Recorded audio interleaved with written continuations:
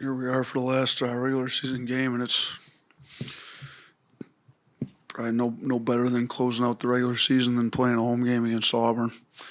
So we a lot going into it. Obviously, we hadn't lost in the month of February. We dropped the road game at Georgia, so without it even being Auburn, there should be plenty of motivation and edge about us coming off a loss after winning 8 straight throughout the entire month of February. But the fact that it's Auburn should create a little bit more edge to it.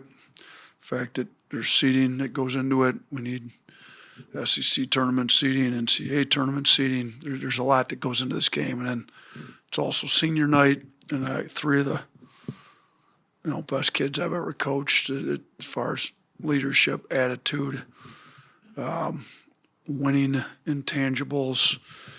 Trelly's been with this program now 3 years. We've been to a Final Four and an Elite Eight. Only school in the country those last 2 years to play in both. Houston's, been with us 2 years now. He's one of the best kids you'll ever meet. He's contributed a lot, even when he was redshirting last year, to the culture of this program these last 2 years. And then Noah's just had an unbelievable attitude throughout everything, even not playing maybe as much as we all would have thought and hoped. But he's as into winning as anybody on this team. And it's hard to win when you have role players that are discontent with poor attitudes. He's the exact opposite. He's great teammate, great attitude, does everything he can to help us win no matter how many minutes gets in. So a lot of respect for him and honestly all 3 of the seniors. So it's going to be a great environment, as it always is with us in Auburn. They're should I look? They got the number 2 strength of schedule. They played more quad 1 wins or more quad 1 games than anybody in the country. We're number 1 strength of schedule again, like it's typically been here recently, and they're number 2. So they've done a really good job putting together a tough schedule. They got some very good wins in their 16 quad 1 games that they've played, and they're playing for a lot too. So I just say to our fans, I appreciate the rivalry as much as anybody that probably didn't grow up in the state of Alabama does. Like these, I don't like these guys. We want to beat them as much as we can beat them by every time we play them. That road win at their place last year on their senior night, one of my best wins we've ever had. I'm sure they're trying to repay us for it. But I just ask the fans to remember that we are Alabama, that we show class here. As many great wins as we've had since I've been here in any sport, Alabama's never rushed the floor because we expect to win and we know how to act with class when we win. We also know how to act with class during the game.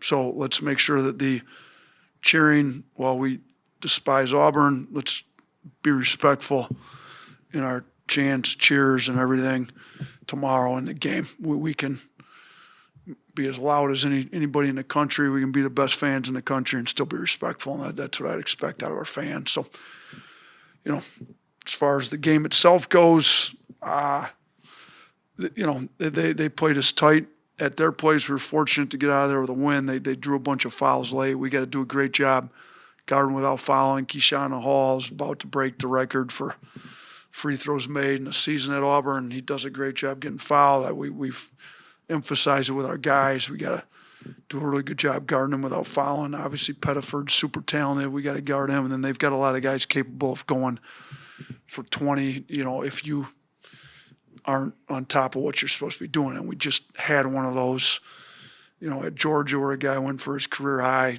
and he's a very good player, but he's not a guy that scores 32 on a typical night. So we can't let these other guys that are more than capable get going. Keyshawn Murphy's had great games. Overton's had great games. You go down the list, they've got guys capable. So we got to be locked in on the defensive end. We got to keep our turnovers down. That was a major issue at Georgia's, points off turnovers, and we got to get our rebounding cleaned up. That's been an issue these last few games. So those have been our points of emphasis going into this game. How has Latrell kind of been a model for this team of coming back through adversity? Yeah, huge, because we've had so many injuries you know, you look at, I mean, Houston's the only guy been available every game all year, and Houston went through it last year. So everybody on the teams had to fight through adversity, and some a lot more than others. Trelly probably at the top, outside of Bediako's situation, Trelly's probably had to fight through more adversity than anybody. And the fact that he's playing his best basketball at the end of his career, at the end of the season, after everything he's gone through, all the injuries he's had to face, coming back off an Achilles tear, and then just having all kinds of random stuff he's had to fight through. I've used him as an example. I'll probably use him as an example for a long time in my coaching career about you just stick with it, be about the right stuff, show up to work every day. We talk about being blue collar. Well, as a basketball player, that's showing up and doing what you're supposed to do. And when you're injured, you show up, you work out with the trainer, you get with Henry. I mean, if you look at Trelly, his body looks great. I mean, he used the time he was rehabbing to really transform his body as well. And then, he expected to be ready to play right away, sometime in November, and it just didn't work out that way with all the injuries. So he really didn't start playing his best basketball till February, which he would have loved to have played great basketball December and January. That God doesn't always, answer our prayers in the way we'd want him answered, and he's just stuck with it, had a great attitude. He and I have traded Bible verses. I sent him different devotionals, I've read. People have given me quotes in James, quotes in First Peter. Like, he's just, to me, he's a guy that's gone about it the right way, shown frustration at times behind the scenes in the practice gym a little bit, but we're humans, we're emotional, and nobody wants to see another injury come. So I just think the way he's handled all this stuff is just, he's a leader, he's speaking up, he's talking, he's able to do and say what he's doing right now because he's exemplified what it looks like to fight through adversity. You mentioned Tuesday needing to be kind of a wake-up call after that performance. Just in the extra day that y'all had from a Tuesday to Saturday game, what kind of response have you seen? Look, we gave them Wednesday off. We wanted to make sure that they got their bodies right, minds right. We weren't going to come in. We took a little bit different approach. Usually we come in, do a full cleanup, everything we did wrong.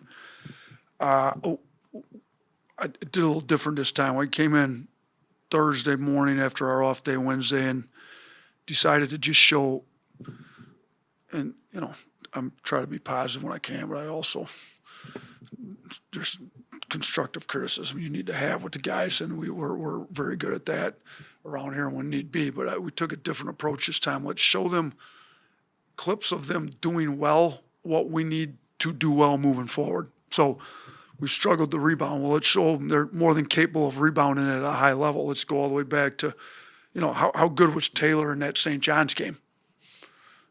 Unbelievably great. I mean, showed a side of him that nobody knew he had. And then he's had to go through some injuries. He's fighting back. He's trying to get back in great shape. He's back healthy, but he's gotten out of shape a little bit when he wasn't able to practice and get back strong in the weight room. Let's show him. Let's show all the guys like making tough rebounds. We've got to take care of the ball. Let's show us making the right plays and in the same settings where we turned it over. So we just, Coach Adams on the defense, Coach Fleming and Coach Bowman on the offense. Preston's kind of taken over, like we call it our possession game, which rebounding, turnovers on both sides of the ball, like show a, defensive playmaking edit of us making plays, turning people. Because I did think that was a positive against Georgia. We did make defensive plays. We were turning them over. We just had too many pick six turnovers going the other way. So we tried to show them what we need to do to be better moving forward and clips of them being elite at it throughout the course of the year. So I think we got and then practice Thursday was solid. I thought today was great. I thought they came in really with some pop, looking like, had an off day, got back in at a good solid day Thursday and really ready to go today. So really pleased with where their heads were at today. Your program's consistently been a top 5, top 10 3-point shooting team over the course of your tenure. And, this year's no different in several categories. With the success that your program has had and the success that other programs have had that you follow that play similarly, do you feel like the idea of 3-point shooting teams and competing at the highest level, competing for championships is outdated? Or do you find yourself still battling against the notion that playing that way creates a harder path in March? Yeah, you know what? One is I don't try to follow the guys on social media that haven't really done anything in their career. I mean, there's plenty of social media critics that have never coached, played, studied, analyzed. So what we try to do is find what works, find what wins. Go back to a quote we use in recruiting a lot, and I've gotten to be pretty good friends with Joe Mazzulla. Just talked to him this week about some stuff, but he put it when they won the championship 2 years ago. His quote right after is, "We win with effort and math." Well, the effort, you got to coach your guys up. They got to buy in, create a culture, and he does a great job of that. But the math part of it is, how can you create the most efficient offense, and how can you try to keep the other team from running an efficient offense? Well, if you're all in on getting the most efficient shots you can, the three-point line and taking threes has to be a part of that. Like, it just does. I mean, if you've got guys, what's Holloway shooting from three this year? 44, 45%? 43 right now? Yeah, at one point he was up to 45. So you take, call it an even 45% from three. That's without even counting in offensive rebounds. That's at 1.35 points per shot every time he shoots. Be the best best offense in the history of college basketball if that's what you're able to get. So anytime you get a Holloway three, you're at, he's at 43 now? Yeah, so you're at 1.29. That would be the best offense ever as well. So then you start adding in the offensive rebounds that come with the threes. For a team not to be taking into account the three-point line, how to generate threes, how to get great shooters open threes, I just don't think you're thinking very analytically, very modern. And again, there's plenty of people that win doing it a different way. There's, especially in college with the way the rules are, the lane's narrower.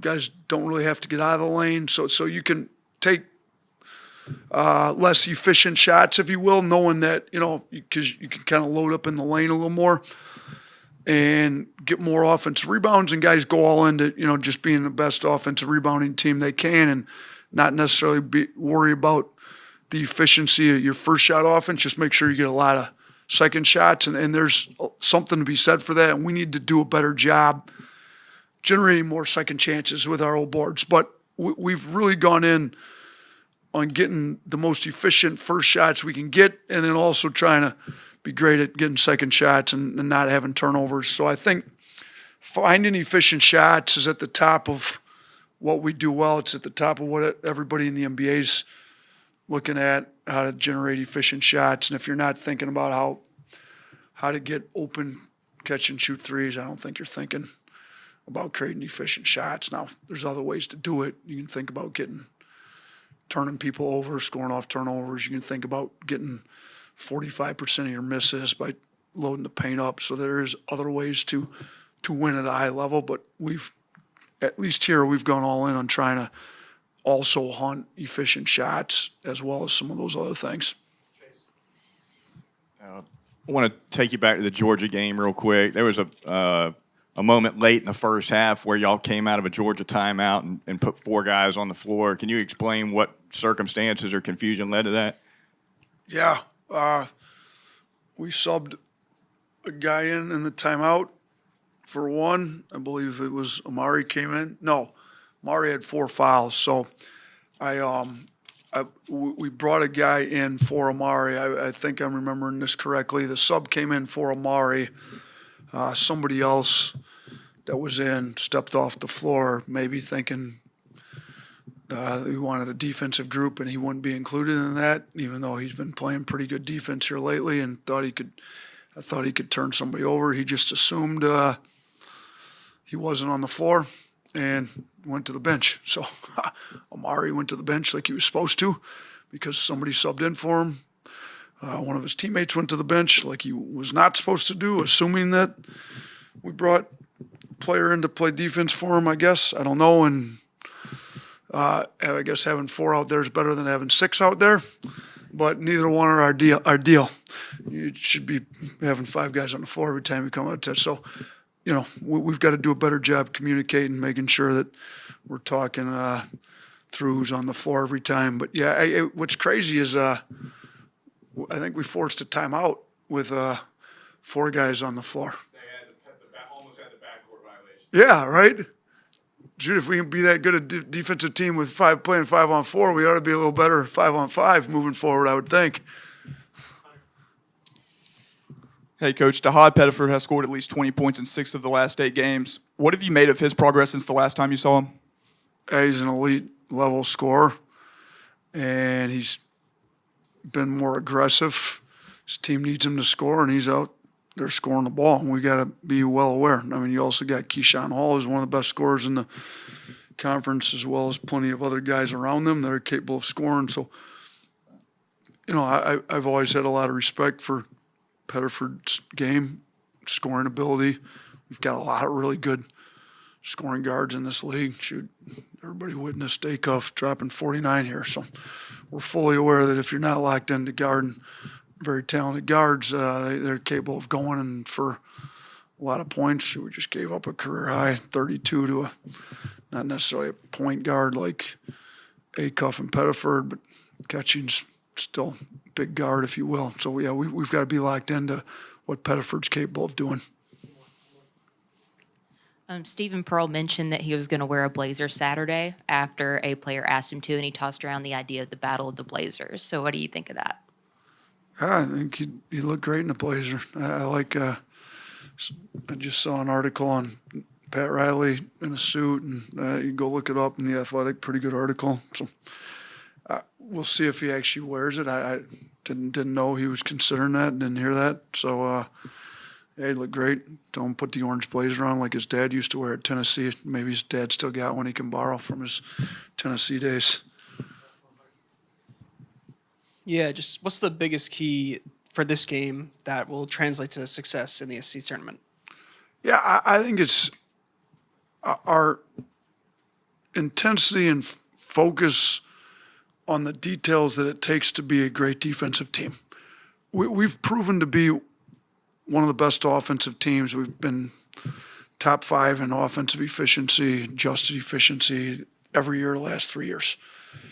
When we've guarded people at a high level, we've been one of the best teams in the country. You go back to 2 years ago, our defense wasn't very good.